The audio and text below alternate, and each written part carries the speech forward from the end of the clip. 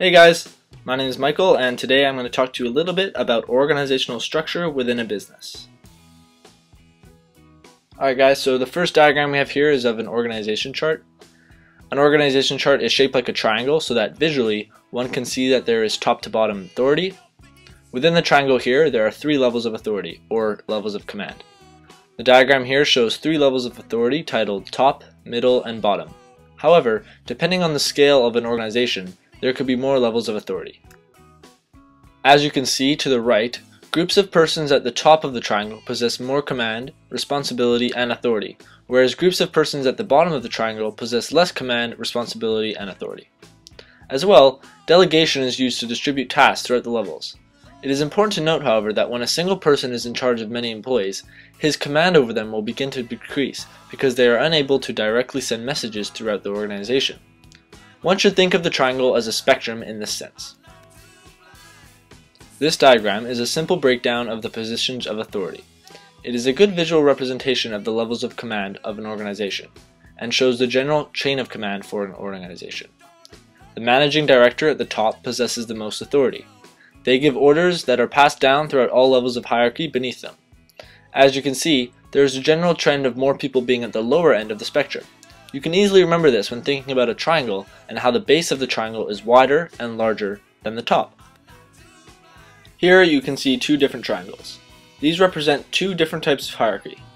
A flat hierarchy refers to an organization that does not have many levels of authority, whereas a tall hierarchy refers to an organization with more levels of authority and a larger span of control. In both types of hierarchies, persons at higher levels of authority will use empowerment as a tool to increase motivation and satisfaction in employees by supplying them with resources and responsibility that will make them more competent. To put the previous diagram into perspective, here's what the 2 different types of hierarchies look like represented with people. An important thing to remember is that although a flat hierarchy has less levels of authority, it does not mean in any way that there will always possess less people than a tall hierarchy. Congruently, tall hierarchies can sometimes possess less people. If a company wants to change from a tall to a flat hierarchy, businesses can use the method of delayering. This includes removing a layer of authority in the organization. Taking a step back now from levels of hierarchy, here is another triangle diagram that represents a general form of authority for an organization. I use the word general because this diagram represents the average firm's distribution of power. Here we can distinguish 4 different layers, the smallest being the MD and the largest being the worker. Orders and instructions are passed down the triangle and information is passed up. This diagram depicts yet another general form of authority for an organization.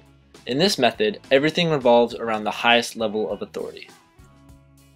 And contrary to the centralized method, this diagram depicts a collaborative method where departments and functions work together to accomplish the tasks of the firm.